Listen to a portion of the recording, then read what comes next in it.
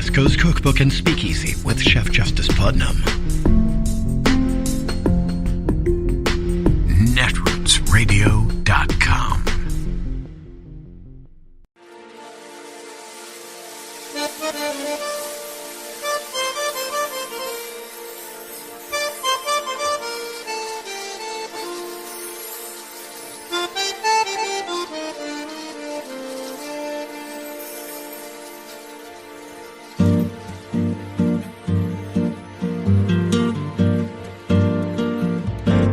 Je voudrais du soleil vert, des dentelles et des théières, des photos de bord de mer, dans mon jardin d'hiver.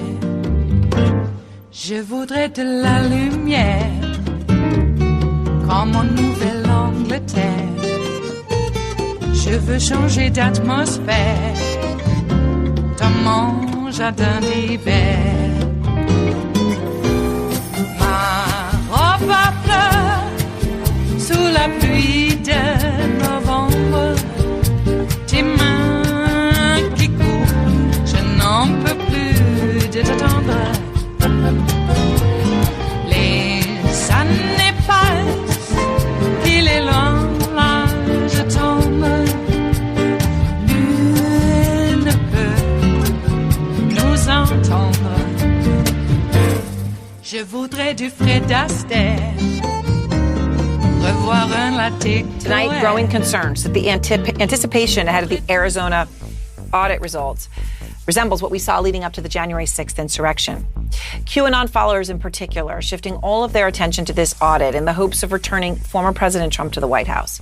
It comes as the FBI warns QAnon followers may carry out acts of violence against, quote, perceived members of the cabal, such as Democrats and other political opposition, instead of continually awaiting cues, promised actions, which have not occurred.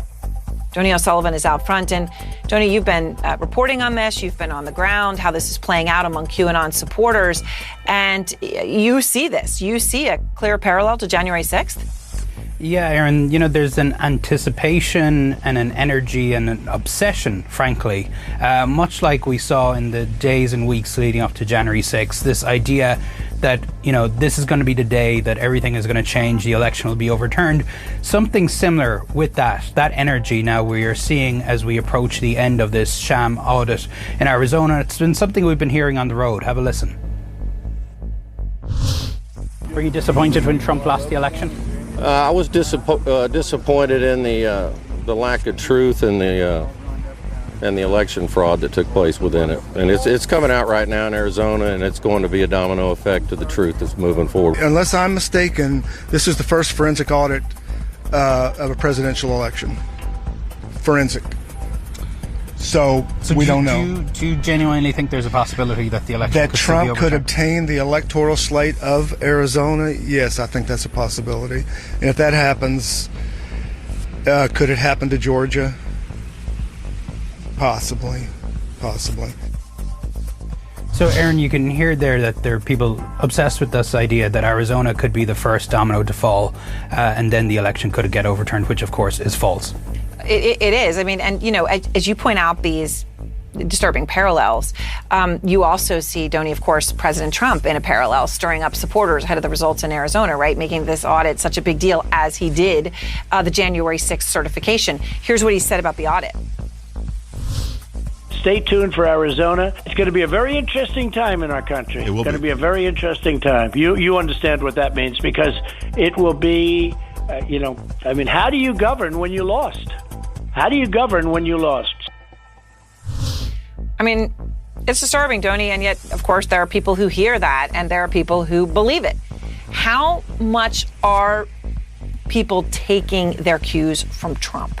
Yeah, and I think that is the most concerning thing here of anything, Aaron, is that, you know, we've seen these dates come and go, right? We knew QAnon supporters, some of them believed that the inauguration wasn't going to happen, that martial law would be declared. Others believed that Trump was some way going to come back and march for it.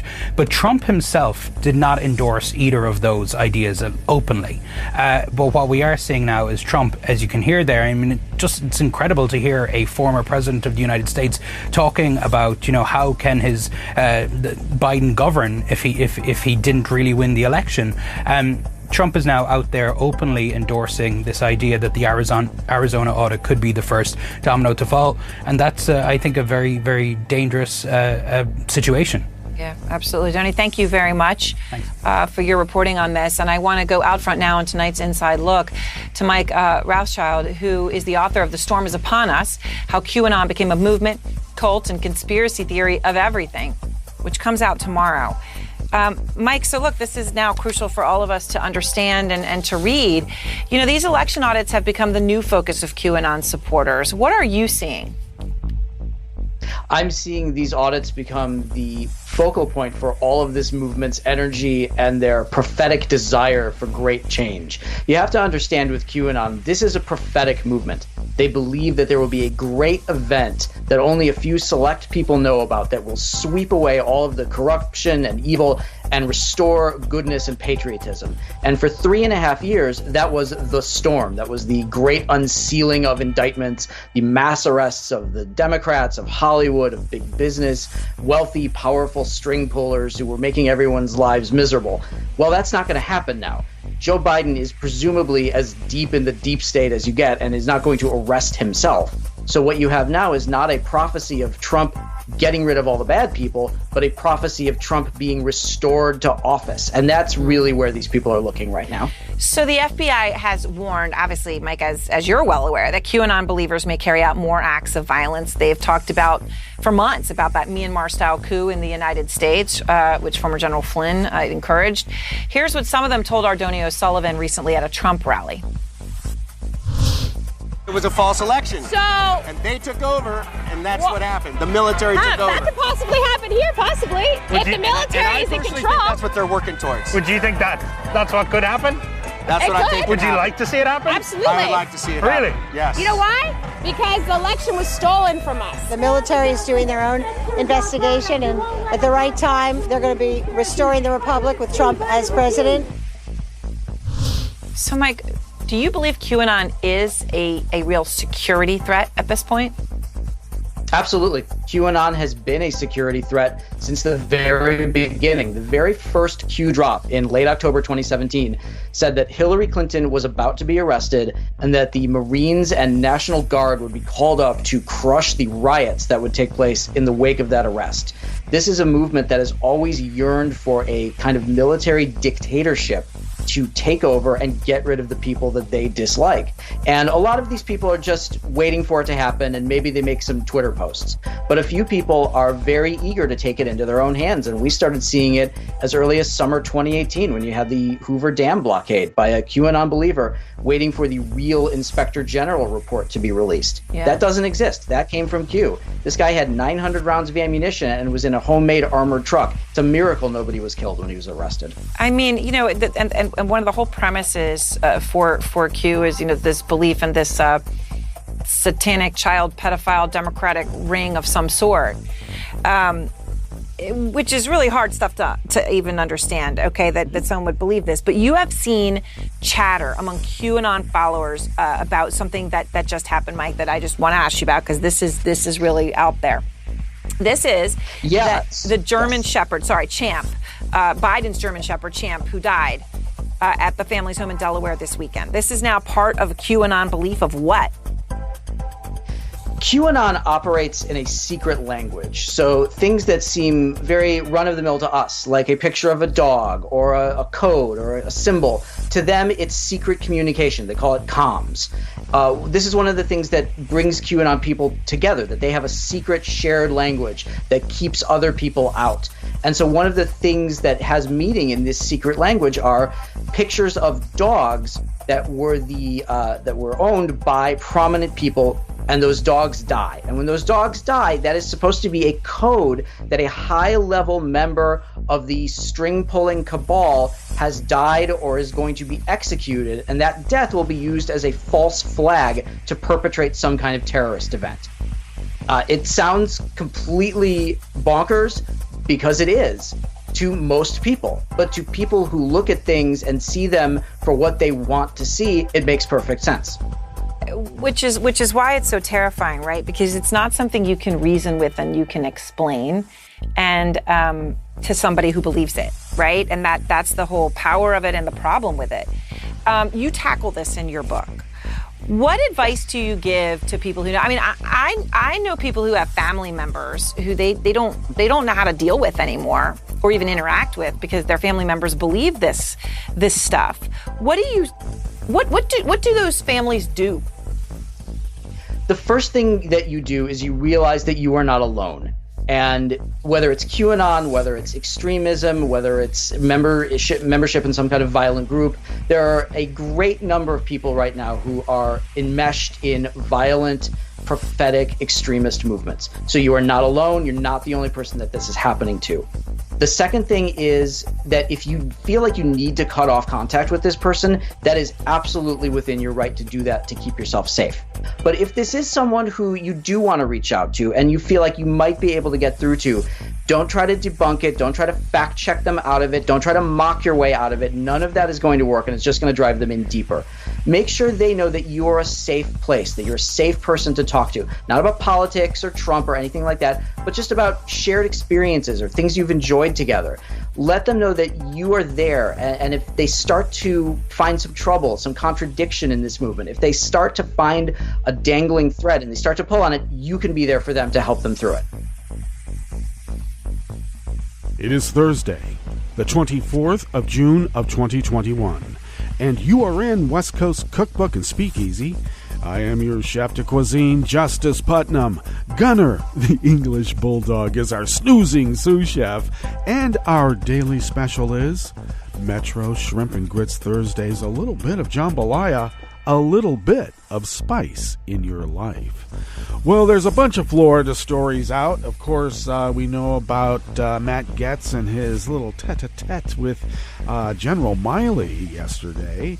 And we also went over a bit of DeSantis requiring that college students and university students, faculty, and administrators declare their political affiliations, ideologies, beliefs, etc., etc., etc., because, you know, fascism is in a test tube there and has been for quite a while.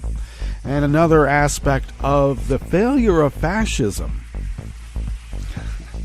is this terrible partial building collapse in Surfside, Florida this morning. I asked the question on social media, was unreinforced mob cement involved in this?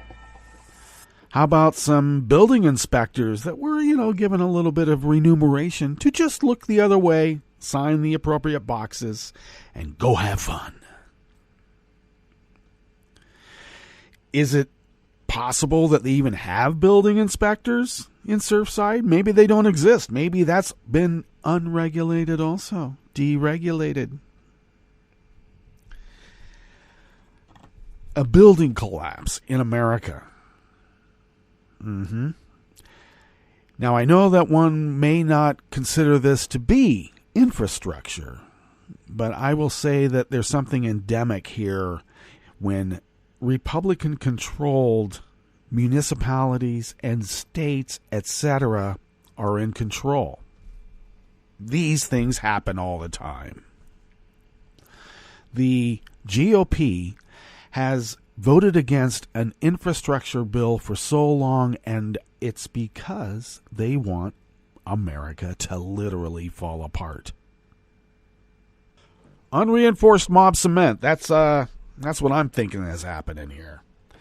How does a building collapse in this day and age? And that was not an old building, okay? Let's be clear about that, too. Oh, well, it was built in the days when they didn't put rebar in cement. Oh, really? When was that? At the beginning of the last century? I don't know, buddy. They do things different in Florida. In fact, even though they have hurricanes, it took almost an act of the U.S. Congress to get building practices to include tying down a roof. With a roof tie down, there's these brackets. They're called roof tie downs. A bracket. Oh, well, we'll save money if we don't buy that bracket and put it in there every 6 to 8 feet. Yeah, well, idiots. But, that's what happens. As I was told, continue to be told on the town Facebook page, that don't worry, if your house burns down, if the whole city burns down, someone will be liable and they'll have to pay. Yeah, that's great. How about we prevent the problem before it happens? Okay? Because when a partial building collapses and they pulled a kid out and one person dead. Now this happened when people are usually asleep. And they're acting like, oh wow, at least we didn't have a terrible loss of life. And it looks like, what, a 7-story, 8-story building more? It's fairly large building. And a whole corner, a third of the building collapsed. They're going to find more people in there, unfortunately. Let's hope that somehow they survived. I doubt it. Doesn't take much to kill a person. It's a little bump on the head. But don't worry. Someone will get sued and they'll have to pay. Yeah. Okay. Does that bring anybody back? Does that give people new homes? No. Lives are destroyed whether they live or not in a situation like that. Why don't we prevent the problem before it happens? Okay, well, I guess I could trounce some more upon Republican policies and give examples of that, and then somebody else would come with, like, oh, look what Democrats did. Murders are up. All these Democrat cities. Yeah, well, stop with the guns. Okay? Oh, it's not the guns. It's that, what was it that Matt Getz said? That it's because we don't convict people. We just let them go.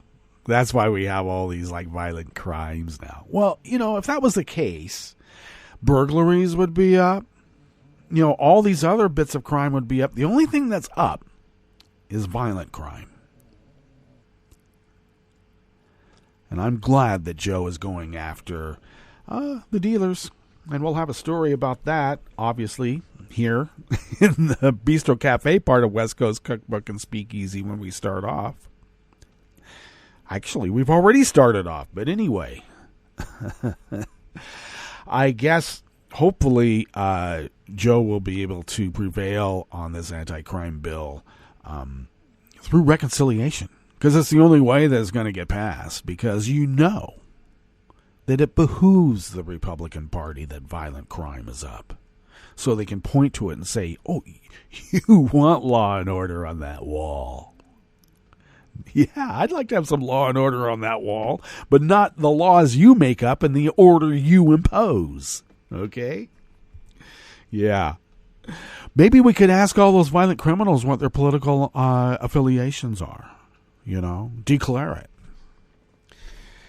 Or how about this? Maybe we should make every single gun owner declare their political affiliations. Enough of that. Why don't we get into what's actually going to be part of our salon today? It's almost the end of the week. I can't wait. Oh boy, wait till we get to the weather. Oh my God. News upon news. Anyway, at the top, that was Erin Burnett breaking it down with her guest about the disturbing parallels to the days leading up to the January 6th Capitol insurrection as anticipation grows around the end of the fraudulent Arizona election audit.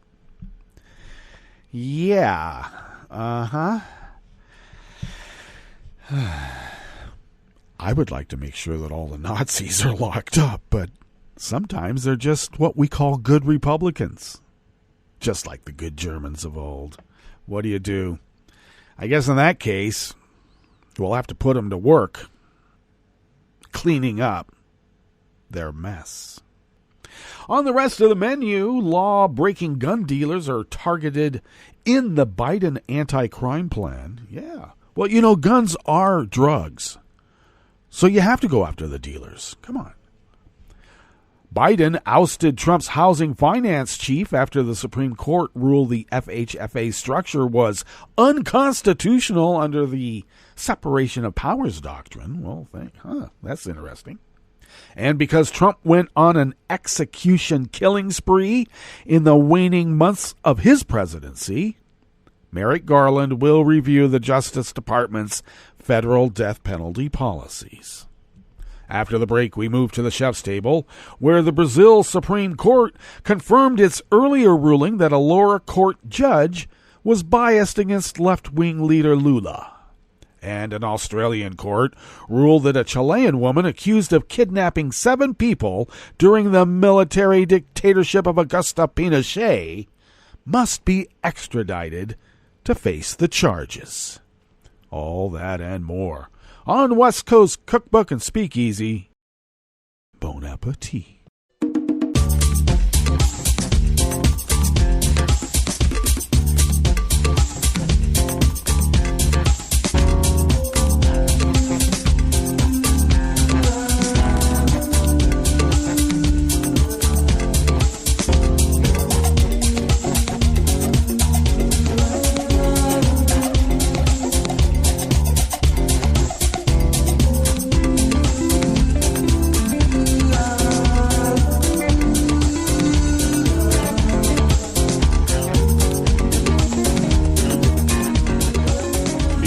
Bottom of our homepage at netrootsradio.com. To the right of the page is the chat room link, and the chat room is monitored by Kelly Lincoln. Thank you, Kelly.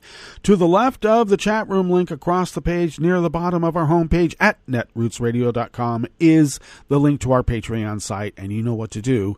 And thank you for your generosity in doing so. We've been doing this for over 10 years now. And it's because of your generosity, and thank you so much for helping us fulfill our civic duty as the founders originally intended. If you would like to follow Netroots Radio on Twitter, you can do so at Netroots Radio. Tom takes care of that. Thank you, Tom. Follow me on Twitter at Justice Putnam. I post the show notes and links diary on Daily Codes about 10 minutes before showtime. Get that posted up on Twitter so that you can check out the show notes and links where the real reportage is. Follow the show on Twitter at Cookbook West, and please do pick up podcasts by way of Spreaker, Stitcher, TuneIn, iHeart, YouTube, iTunes, and wherever podcasts can be found. Okay, do the introduction part there a little bit quicker because, hey, when we're ranting at the top, it just goes and goes and goes, and we run out of time. Okay. So this first offering here comes out of the Associated Press by Colleen Long and Jonathan Lemire. Yes, that Jonathan Lemire. And it's a bit heartening, but I know that McConnell and his dark forces will be arrayed to prevent this from ever happening, because it is how it happens now in our new a-go-go society. President Joe Biden, I still love saying that, announced new efforts yesterday, Wednesday, to stem a rising national tide of violent crime, declaring the federal government is taking on the bad actors doing bad things to our communities. But questions persist about how effective the efforts can be in what could be a turbulent summer. Crime rates have risen after plummeting during the initial months of the coronavirus pandemic, creating economic hardship and anxiety. I think that's a stretch, but let's go on. Biden's plan focuses on providing money to cities that need more police, offering community support, and most of all, cracking down on gun violence and those supplying illegal firearms. Let's be clear that in spite of this economic anxiety that Jonathan and Colleen are presenting here as a possible cause for the rise in violent crime, wouldn't burglaries, home invasion, not home invasion, but illegal entry into homes and stealing things, burglaries, shoplifting, theft, all of those are drastically down. The only thing up is violent crime, and the vast majority of that percentage is with the use of a firearm. Just to be clear. Back to the article. These merchants of death are breaking the law for profit, Biden said. Well, if they're doing it for free, that doesn't make it any better. Well, let's go on. If you willfully sell a gun to someone who's prohibited, my message to you is this: we'll find you and we'll seek your license to sell guns. We'll make sure you can't sell death and mayhem on our streets. Well, hey, God damn the gun pusher, man. It's about time, too. But there are also tricky politics at play, and Biden's plan shows how few options the Democratic president has on the issue. The steps he outlined are aimed at going hard after gun dealers who break federal law and establishing strike forces in several cities to help stop weapons trafficking. He also said he would seek more money for the agency that tracks the nation's guns. But the rest of his new strategy boils down mostly to suggestions for beleaguered localities. He's encouraged cities to invest some of their COVID-19 relief funds into policing and pushing alternative crime reduction steps, such as increased community support and summer jobs for teenagers, often both targets and perpetrators of violence. But it's voluntary. The president has been clear that he is opposed to the defund the police movement, which has been effectively used against other Democrats to cast them as anti-law enforcement. You know what's funny is that the right-wing white nationalist secessionists out here in Southern Oregon literally defunded the police. Literally. Long before the term ever came out. So there's vast parts of our communities that are not policed except for the county sheriff. They got rid of local cops because they didn't want to have to pay the tax on the people looking at them making their meth, I guess. Biden announced a zero-tolerance policy that would give no leeway to gun dealers who fail to comply with a federal law. Their licenses to sell would be revoked on a first offense. Wow, I like that. The president had already announced a half-dozen executive actions on gun control, including going after ghost guns, homemade firearms that lack serial numbers for tracking, and often are purchased without background checks. How about the gun show loophole? How about a few undercover agents making sure people aren't selling firearms out of the trunks of their cars at gun shows? We could do that. Well, crime is rising, and I need to remind Jonathan and Colleen that really it's violent crime. And they actually do specify that homicides and shootings are up from the same period last year in Chicago, Los Angeles, Minneapolis, Portland, Oregon, Baltimore, Baton Rouge, Louisiana, and Houston. Though violent crime overall remains lower than it was a decade ago or even 5 years ago. Most violent crimes plummeted during the first 6 months of the pandemic as people stayed indoors and away from others, then started creeping up last summer.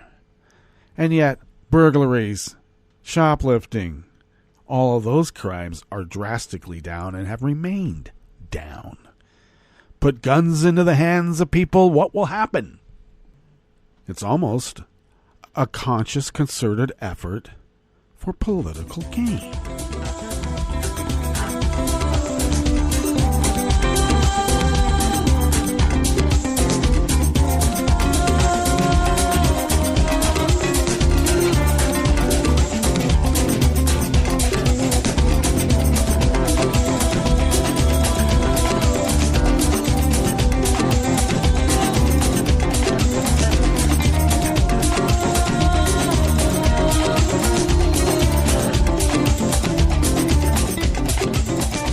Lawrence Hurley of Reuters brings us this next offering here in the Bistro Cafe of West Coast Cookbook and Speakeasy Metro Shrimp and Grits Thursdays.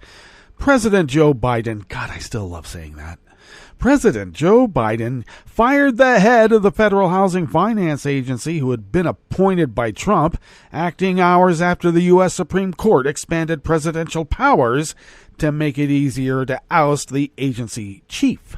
The court also nixed separate claims brought by shareholders of Fannie Mae and Freddie Mac, both overseen by the FHFA, challenging a 2012 agreement between the agency and the Treasury Department arising from the government's rescue of the mortgage finance firms following the 2008 financial crisis. The justices, in a 7-2 decision, upheld part of a lower court's ruling that the FHFA's structure was unconstitutional under the separation of powers doctrine that distributes authority among the government's three branches because its lone director was insufficiently accountable to the president.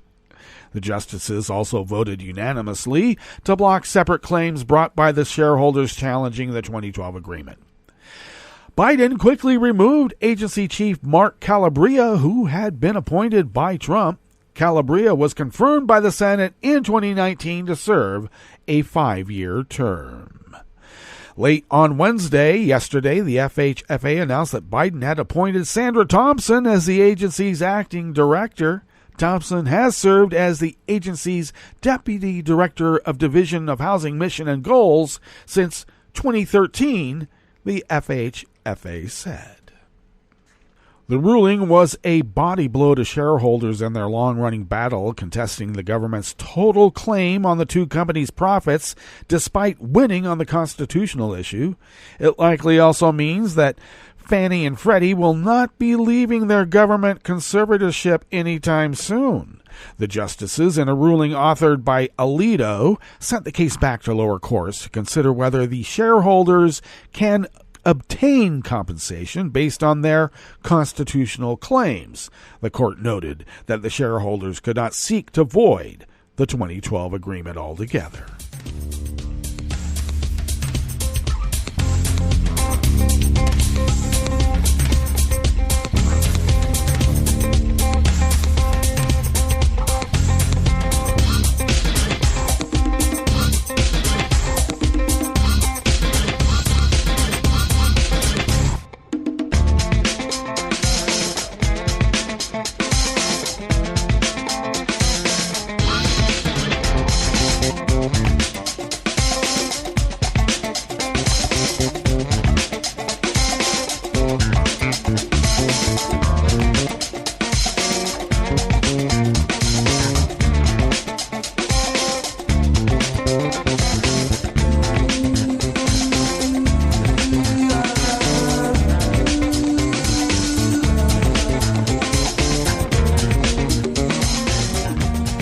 Sarah N. Lynch of Reuters brings us this final offering here in the Bistro Cafe of West Coast Cookbook and Speakeasy.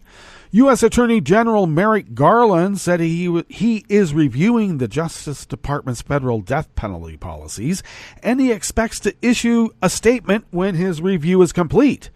I said at my confirmation hearing that I have concerns about the death penalty, and I am concerned about disparate impact on Black Americans, Garland told reporters at the Justice Department. I have been personally reviewing the processes of the department with respect to the death penalty, he said, adding he expects to issue a statement soon on the issue without giving a timeline. The Biden administration has faced increasing pressure from criminal justice advocates to return to a long-standing moratorium on the federal death penalty after the Trump administration in its waning final months carried out 13 executions. Biden pledged during his campaign to support legislation to end the death penalty, and Garland has previously said he has concerns about the practice. All right, let's go to our break, and when we get back from that break, we will go through weather from around the world, and we will finish up with the stories that we've curated for you today. You are listening to West Coast Cookbook and Speakeasy, and we will be right back. You are listening to netrootsradio.com. Please hang up and try again.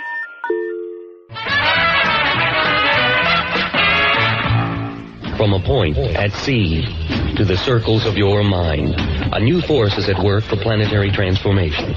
New radio for a new Earth.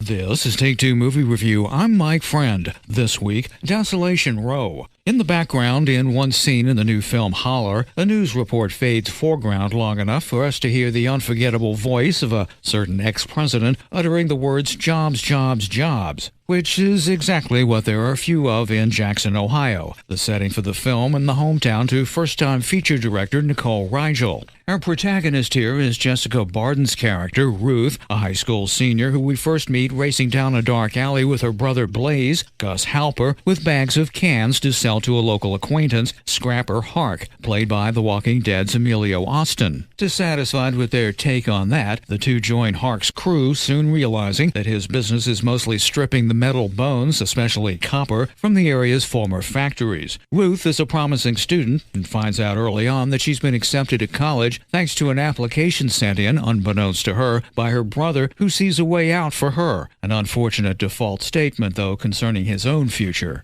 Ruth, as the film progresses through scenes of her home decorated in eviction notices, to visits to her mom at the county jail, to harrowing scenes of the crew's wee hours metal harvesting, is torn between local and family loyalties and the way out. The grittiness on display here is evocative of director Rigel's lived experience, enhanced by the shooting in Super 16, and all tied together by Barden's stunning performance. In the same way as Nomadland, Hillbilly Elegy, or Winter's Bone, the oppressive and ominous specter of a hollowed-out America is almost another character. Watching Holler, as with the best of this kind of quasi-political filmmaking, you realize that this is the lived experience of far too many, and that has consequences. This has been Take Two Movie Review. I'm Mike Friend. Catch up with us at take2moviereview.com and feed us back on our channel on YouTube.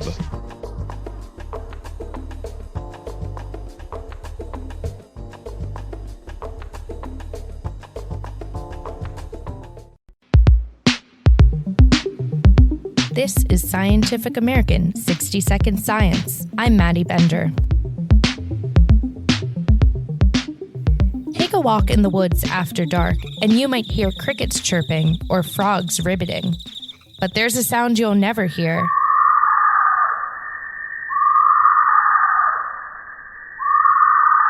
Unless you're traveling across the equator in the center of Africa, from Liberia to Uganda.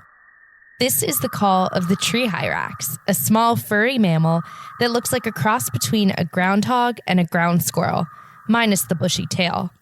John Oates, a professor emeritus of anthropology at Hunter College, says hyrax calls are like none other. The most characteristic sound of the majority of tree hyrax populations across the rainforest zone of Africa is a loud, repetitive, shrieking or screaming cry that you only hear at night, which reverberates through the forest. And if you've never heard it before, at first, it's quite scary. Each species of tree hyrax has its own unique call. Due to their distinctive shrieks, Oates and an international team of researchers discovered a new species of the mammal. In 2009, Oates was on an expedition across Nigeria in search of galagos, also known as bush babies. Here's a hyrax call like the ones Oates and his colleagues heard in eastern Nigeria. Just be warned, it sounds a lot like a human scream.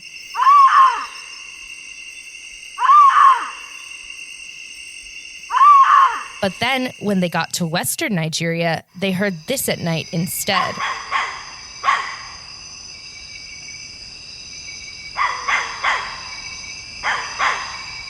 Oates says they knew instantly that they had a new species on their hands. Hearing the two calls in such close proximity in time, one could immediately tell the difference. They just had to prove it. Oates and colleagues analyzed the skulls of tree hyraxes from 6 museum collections. They found that the hyraxes sampled from between the Volta River in eastern Ghana and the Niger River in western Nigeria had differently shaped snouts and inner nostrils from the species of hyraxes to their east and west. Scientists had looked at these before, but just never happened to notice it. They weren't looking for differences. They seemed to be looking for similarities because everybody accepted that all these hyraxes were the same. Next, they sent off samples of hyraxes, mostly collected from bushmeat markets, to have their DNA sequenced. Results from this analysis confirmed their theory. The hyraxes living between those two rivers were genetically distinct. All that remained was to observe this new species in the wild. Oates says he and his team worked with local villagers to place camera traps strategically. Following up on something some villagers told us, they said, those animals you're talking about, they live in those rocks. Well, tree hyraxes are supposed to sleep in trees, so here was another intriguing thing. They captured footage of the mammals running around and named the new species after the area in which they were found, interfluvialis, or between two rivers. The discovery was published in the Zoological Journal of the Linnean Society. There's an evolutionary reason why the new species lives where it does, Oates says. The rivers on either side of its range provided a geographic barrier where the mammals could have evolved undisturbed. Oates says his collaborators are working on identifying more species unique to this region with the hope of making a stronger case for its conservation. There's a lot more to this thing than just this poor little rabbit or marmot or groundhog-like animal that makes strange noises in the middle of the night. That area has one of the most dense human populations in Africa, and where there's been a great deal of economic development, all leading to forest habitats being destroyed at an alarming rate. Some of us have been involved, therefore, for some time in trying to hold on to what remnants we can, get them declared as national parks, wildlife reserves, community conservation areas, so that both the vegetation and these special animals have a chance of surviving. Thanks for listening. For Scientific American's 60 Second Science, I'm Maddie Bender.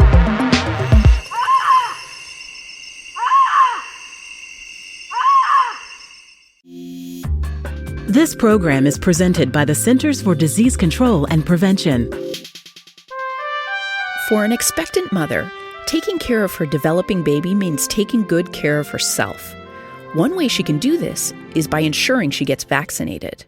If a woman is or might be pregnant during flu season, it's especially important to get her annual flu shot, preferably before the end of October.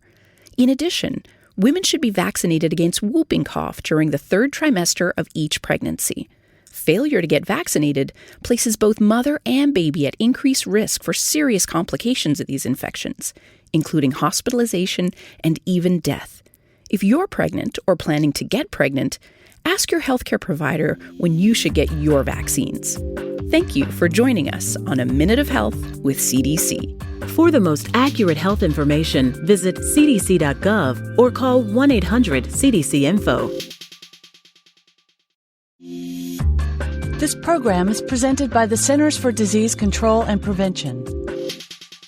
The discovery of penicillin in 1928 by Alexander Fleming was one of the greatest scientific achievements of the 20th century.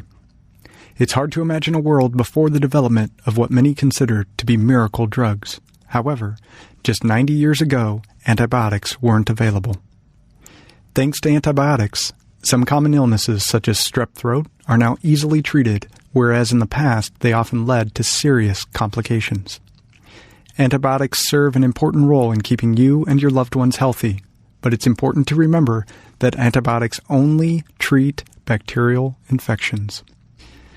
Most common infections such as colds, flu, most sore throats, bronchitis, and many sinus and ear infections are caused by viruses and do not respond to antibiotic treatment. These infections can be overcome by simply treating the symptoms and letting the illness run its course. Unfortunately, antibiotics have often been overused, resulting in decreased effectiveness and an increase in antibiotic-resistant diseases. Antibiotic resistance, or the increased ability of bacteria to survive in the presence of antibiotics, has become a major public health threat that we all need to help fight. When a person takes antibiotics, they are at risk for possibly having a bad reaction to these drugs. Some side effects can be quite serious, or even life-threatening in the case of an allergic reaction or severe diarrhea. This is why it is very important to only use antibiotics when they are absolutely needed, and not for viral infections. Talk to your healthcare professional about the best treatment for your illness. If it is caused by a virus, follow his or her recommendation for treating the symptoms. Learn more about appropriate antibiotic use and how to feel better when you don't need an antibiotic by visiting CDC's Get Smart, Know When Antibiotics Work website at cdc.gov/getsmart/community. For the most accurate health information, visit www.cdc.gov or call 1-800-CDC-INFO. He seems sorry. We very clearly told him not to look up there. I'm honestly impressed that he was able to do it. Right? What, did he balance on that big chair? Yeah, I mean, I guess he'll just know what his gifts are this year. I really thought we had hit them well. If they can find their presents, they can find a gun. 911, what is your emergency? Every day, 8 kids and teens are unintentionally killed or injured by loaded and unlocked guns. Learn how to make your home safer at endfamilyfire.org. Brought to you by the Ad Council and End Family Fire. Hi, it's Tom. Could we humbly suggest your donation to netrootsradio.com? All we've got to run this 24-hour powerhouse of progressive resistance radio is what comes out of our own wallets. And you are our biggest donor. And it doesn't take much, $3, $5. Just go to the bottom of our netrootsradio.com page and hit our secure donate button. Heck, you can even make a recurring contribution. So donate what you'd like at the bottom of our netrootsradio.com's homepage. Because you are our biggest donor. netrootsradio.com. Together, we are Resistance Radio.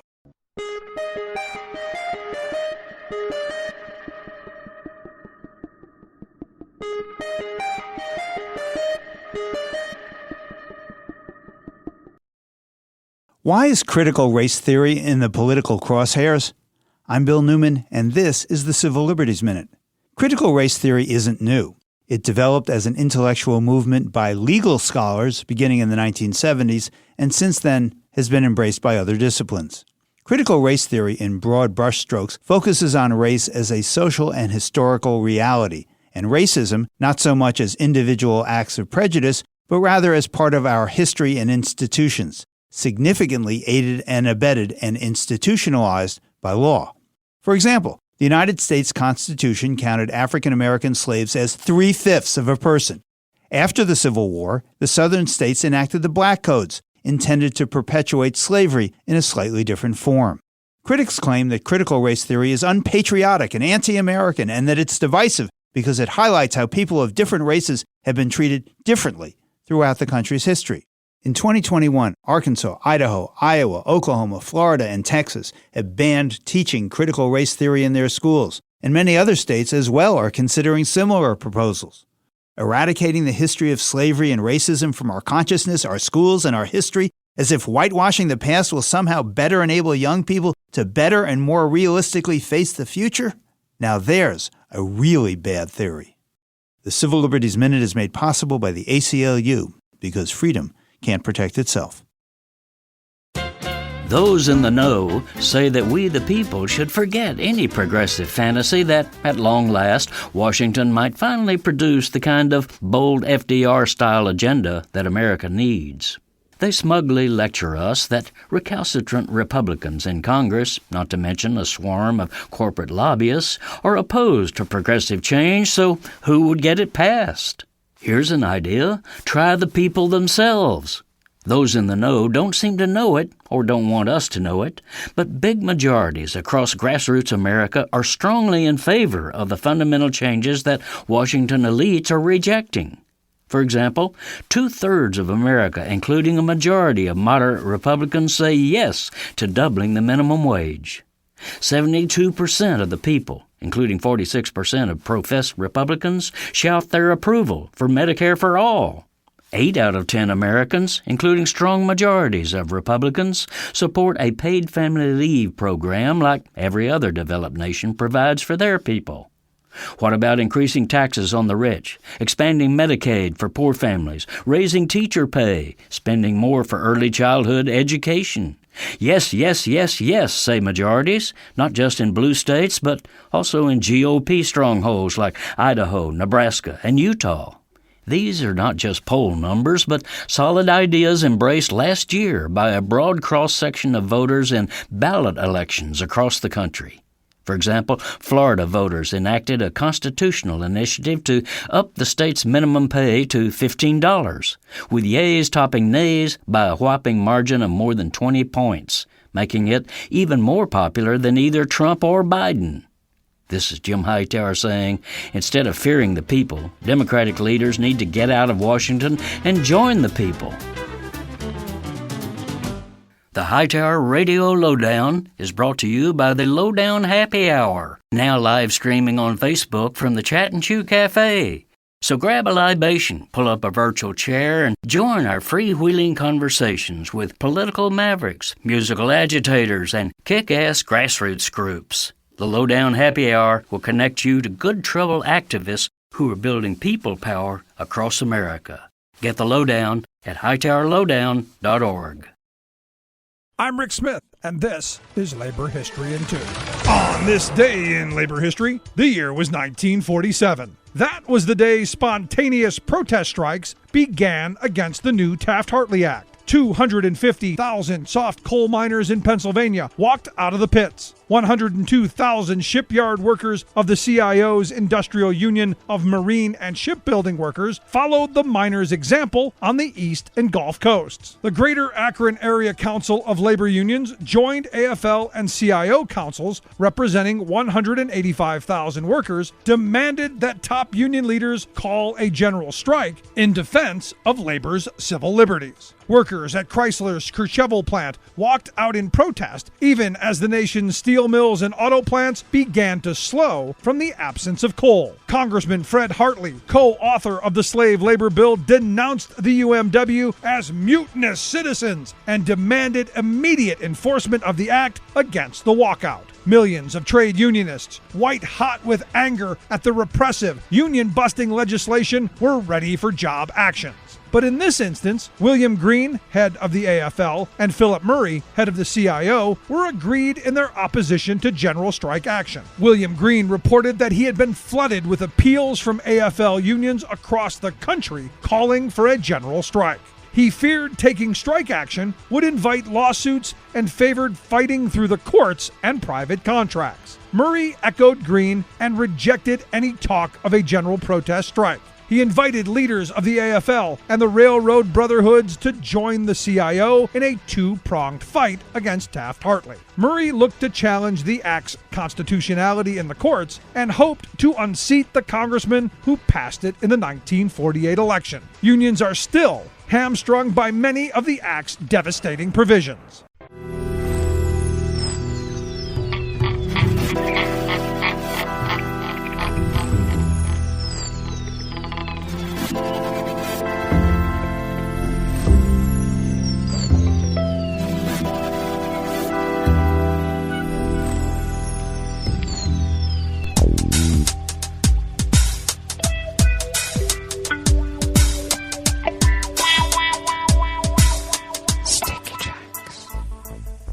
Thank you for accompanying us here to the chef's table at West Coast Cookbook and Speakeasy Metro Shrimp and Grits Thursdays.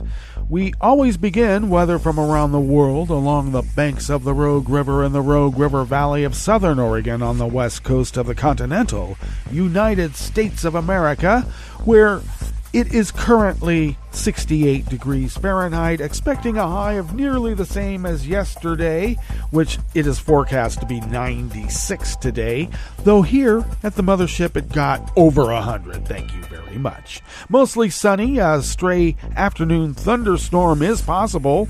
Winds will be out of the northwest at 5 to 10 miles per hour. We will remain under an excessive heat watch, and I'll tell you why, because I'll tell you why. On Sunday, we are expected to be 114 degrees Fahrenheit. That's pretty hot.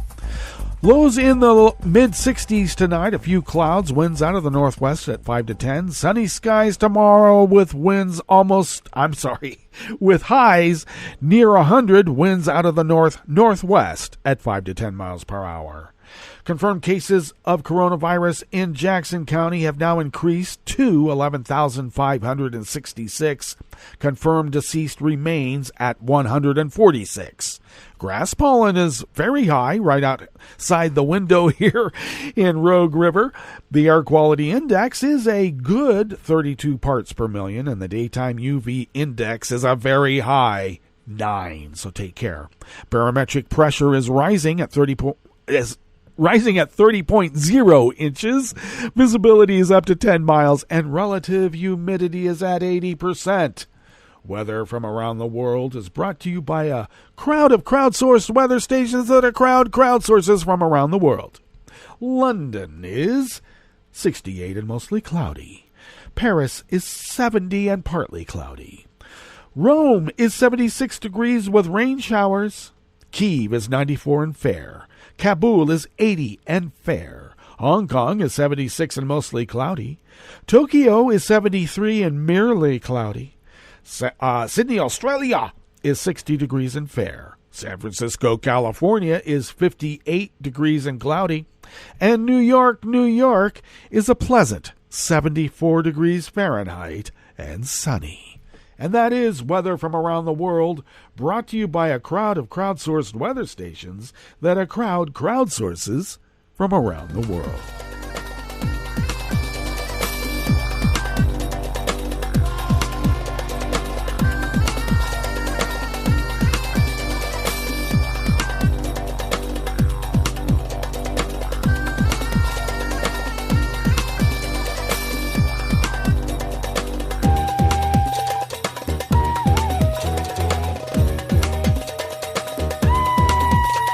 Staff at Reuters brings us this first amuse-bouche here at the chef's table at West Coast Cookbook and Speakeasy. Brazil's Supreme Court confirmed its earlier ruling that a lower court judge had failed to treat ex-President Luiz Inácio Lula da Silva fairly and graft probes, a decision that could lead other cases against the left-wing leader to be thrown out. With a vote of 7-4, the High Court upheld the decision that former Judge Sergio Moro was biased against Lula, throwing out a corruption conviction against the former president. Lula's defense team has already requested that the Supreme Court evaluate whether other cases against Lula that were judged by Moro should be thrown out. A poll conducted last month predicted that Lula would beat right-wing President Bolsonaro in a runoff vote if the 2022 election were held today.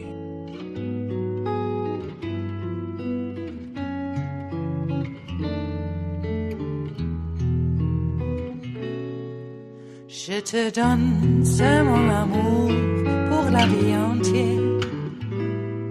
La promesse de me trouver à tes genoux. Aussitôt que tu m'appelles, rester toujours fidèle. C'est tout, c'est tout. Je te donne tous mes printemps, mes étés de mer, mes automnes quand les feuilles tombent partout. Si ce n'est pas une bonne affaire, je te donne tous mes hivers. Even more anonymous staff at Reuters brings us this final amuse-bouche here at the chef's table at West Coast Cookbook and Speakeasy. An Australian court ruled that a Chilean woman accused of kidnapping 7 people during the military dictatorship of Augusto Pinochet, or is it Pinochet, must be extradited to face the charges, rejecting her legal appeal. Adriana Rivas, aged in her late 60s, has been in custody since her arrest by New South Wales State Police in 2019 after a request from the South American country for her extradition. She left Chile in 1978 and worked as a cleaner in Sydney before her arrest.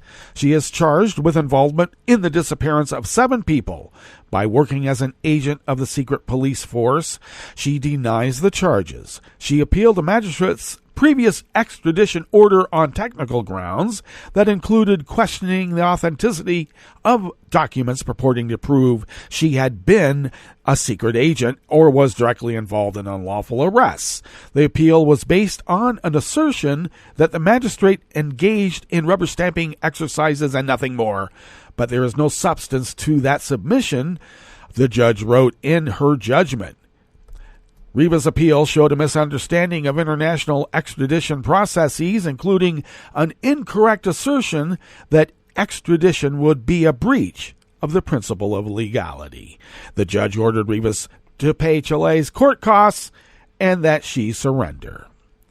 More than 3,000 people died or disappeared in political violence during Pinochet's military regime. The Secret Service and Army also tortured and drove into exile thousands of dissidents and leftists, truth commissions and police investigations have shown. Well, that brings us to the end of our broadcast period for the day, but you do know Netroots Radio broadcasts on, and we will meet up tomorrow for Blue Moon Spirits Fridays. So do stay tuned to Netroots Radio all day and all night for all the breaking news as it breaks, and we'll meet up here tomorrow, right here in West Coast Cookbook and Speakeasy. Bon appetit.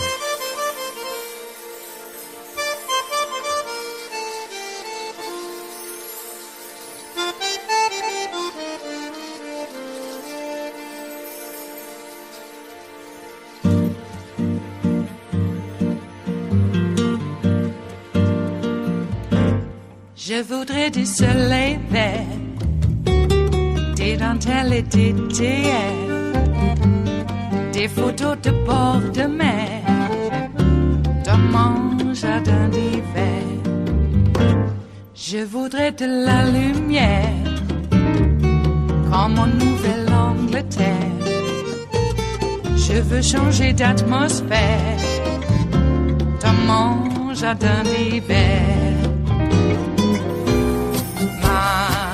Ma fleur sous la pluie de novembre, tes mains qui courent, je n'en peux plus de t'attendre. Les années passent, qu'il est loin, là je tombe. Nul ne peut nous entendre. Je voudrais du Fred Astaire, revoir un latte Goer. Je voudrais toujours te plaire dans mon jardin d'hiver. Je veux déjeuner par terre, comme au long de golfe clair. T'embrasser les yeux ouverts dans mon jardin d'hiver.